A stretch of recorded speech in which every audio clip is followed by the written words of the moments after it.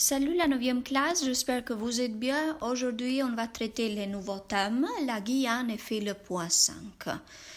Përshëndetje, klasë 9, uroj të jeni mirë. Sot do të trajtojmë dy tema të reja, la Guyane dhe fait le point 5.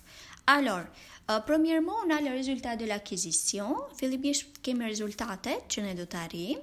Identifier les ressources économiques de la Guyane, enrichir le vocabulaire avec les nouveaux mots concernant à l'économie de la Guyane, s'exprimer librement, évaluer les contenus communicatifs de l'escale 5, s'exercer à la réception orale et écrite et à la production orale et écrite. Alors, premièrement, je vous ai donné les informations culturelles sur la Guyane. Fillimisht ju kam dhënë disa informacione shtesë mbi Guyane. Siç e dim, gjeografia fillimisht, siç e dim, Guyane gjendet në bën pjesë në fakt në Amerikën e Jugut. Territori është i ndërtuar nga 94% e tij nga pyjet amazoniane. Ka një klimë ekuatoriale të lagësht me një temperaturë mesatare 27 gradë Celsius. Popullsia ka afërsisht 210.000 banor në Guyane, ku gjysma janë të huaj. Është ndërtuar nga një mozaik etnish, siç janë kreolët, 40%, metropolitan, 12%, les noirs marron, 6%, les amérindiens, 5%, dhe si edhe të huajt, Haiti, që vinë nga Haiti, nga Surinam, nga Brazili e tjerë, që përfaqësojnë 32% të popullsisë. Në fakt ka një popullsi shumë të re, më shumë se 50% janë të moshës 25 vjeçare.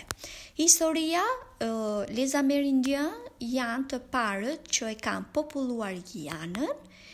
Është zbuluar nga kolonit rreth vitit 1499 dhe Franca në vitin 1604 do të shkoj në Guyane. Mbas shumë setën, është në vitin 1763 që një etapë kolonizimi do t'i jap Guyanës një reputacion të keq, që në fakt ekziston edhe sot. Franca vendos të çojë 15.000 njerëz për ta kolonizuar zyrtarisht. Ato zbarkojnë në brigjet e Kurus, ku vetëm 400 persona u mirëpritën. Ishte një shkatërim në fakt. Nuk u parashikua asgjë për t'i mirëpritur, për t'i ushqyer, dhe në këtë mënyrë bën që epidemitë të ishin të shkatruese. Dhe kolonia e re në këtë rast u bë një kamp të vdekurish. Ndërsa një arsye tjetër e reputacionit të keq ishte burgu në vitin 1848 me heqjen e skllavërisë, bëri të mundur që skleverit mos të merreshin më me plantacionet, por të largoheshin, dhe kjo provokoi rënjen e ekonomisë në Guyane. Në fakt autoritetet tentuan, por pa sukses, të zëvendësonin punëtorët e vjetër me të rinjt, por ishte e pasuksesshme. Në këtë mënyrë, pak nga pak, plantacionet e mëdha u mbyllën. Familjet e bardha rihyn në Francë. Në vitin 1852, princi Louis Napoleon, kur do të jetë i ardhshmi Napoleoni III, vendos të dërgoj qindra njerëz të dënuar për të zëvendësuar punëtorët e vjetër me të rinjt. Në vitin 1946, Guyana bëhet një departament francez dhe në vitin 1964, Franca vendos qendrën hapësinore guyaneze në Koro. Në këtë mënyrë, Guyane hyn në teknologjinë hapësinore, që ka kontribuar shumë në ekonominë e këtij departamenti. Bon, maintenant, on lit le texte à la page 60. Oui, tani do të lexojmë tekstin në faqen 68. La Guyane devient un département français en 1946. C'est le plus grand département de la France et il représente un cinquième de la métropole. Les ressources économiques, la principale activité économique en Guyane est le premier secteur d'exportation et l'activité spatiale. 12 000 personnes y sont employées, 1 600 sur le site et plus de 10 000 dans des sociétés extérieures. Cette activité représente 24% des emplois en Guyane. Le deuxième secteur d'exportation est l'or. La Guyane est le premier producteur français avec plus de 3 tonnes d'or produites par an. Malheureusement, cette activité a un impact très néfaste sur l'environnement. Destruction de la forêt, pollution des rivières. La troisième activité d'exportation est la pêche, surtout celle de la crevette. L'exploitation de la forêt, la sylviculture, représente également un secteur important grâce à ses grandes extensions. Le tourisme est aussi une activité prospère. 70 000 visiteurs, tourisme d'affaires, viennent chaque année au centre spatial guyanais.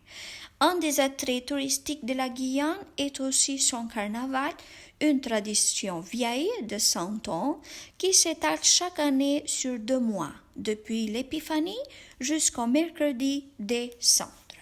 La population guyanaise se distingue par sa pluralité ethnique et culturelle. Plus de 40 origines coexistent.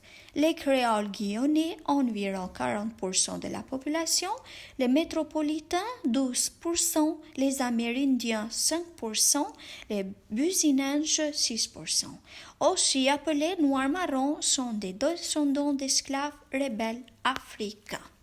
Bon, on a les nouveaux mots kemi fjalë të reja, l'activité spatiale, aktivitet hapësinor, employé të punësuar, lor, ar, produit të prodhuara, malheureusement, fatkeqësisht, néfaste i dëmshëm, l'environnement mjedis, destruction, shkatërim, pollution, ndotja, la pêche, peshk, crevet, karkalec, la sylviculture, pylltari. Extension, zgjerim, vjej e vjetër, setal, përhapet, distinct, dallohet, pluralité, shumic, descendant, passardes. Bon, maintenant on passe à la page 70 avec fait le point. Tani do të kalojmë në faqen 70, fait le point. Lile question e écoute le dialogue. Kemi ushtrimin e parë, që ka të bëj me leximin e pyetjeve, si edhe të dëgjojmë dialogun. Tani fillimisht do ju vë dëgjimin e dialogut dhe më pas do të zhvilloni ushtrimet. Alors on commence, fillojmë. Fais le point 5. Compréhension orale. 1. Lis les questions et écoute le dialogue. Allô, Lucas? C'est Fanny. Bonjour petite sœur. Alors, comment vas-tu? Très bien. Et toi, qu'est-ce que tu fais? J'étais en train d'écrire un article pour notre blog. Oh, j'adore votre blog. Je le regarde presque tous les jours. Qu'est-ce que tu écrivais? Quelque chose sur la Guyane? Oui, un article sur les tortues luttes. Hier, on est allé à la plage et on en a vu plein. C'était génial. Des tortues quoi? Des tortues luttes. Ce sont des tortues de mer qui viennent sur la plage juste pour pondre leurs œufs. Et elles étaient grandes? Oui, elles peuvent mesurer jusqu'à 2,50 m de long. 2,50 m? Oui, et elles peuvent peser plus de 500 kilos. Dis donc. Et elles pondent combien d'œufs? Une centaine. Waouh! Tu pourrais m'en rapporter un?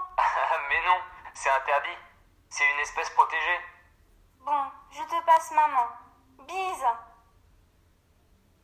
Mirë, dëgjimi përfundoi, ndërkohë fjalin e parë jo a kam bërë unë. Répondre aux questions përgjigjuni pyetjeve. Qui est Fanny? Fanny est la sœur de Lucas. Kush është Fanny? Fanny është motra e Lukasit.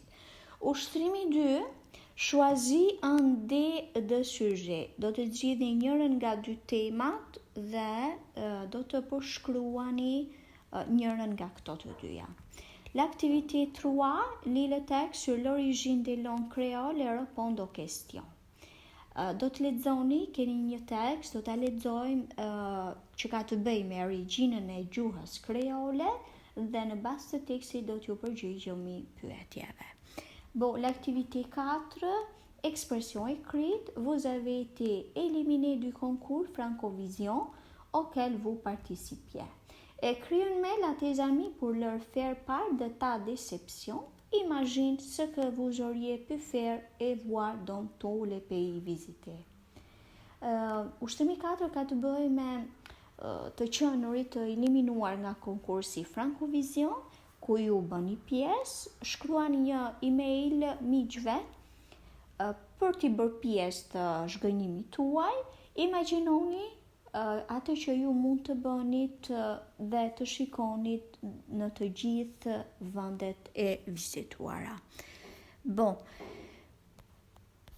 maintenant chez vous, tani do të bëjmë ushtrimet, ushtrimi 1, 2, 3, 4 në faqen 69 dhe ushtrimi 1 në faqen 70. Ndërkohë, si detyrë shtëpie, kemi ushtrimin 3 në faqen 70.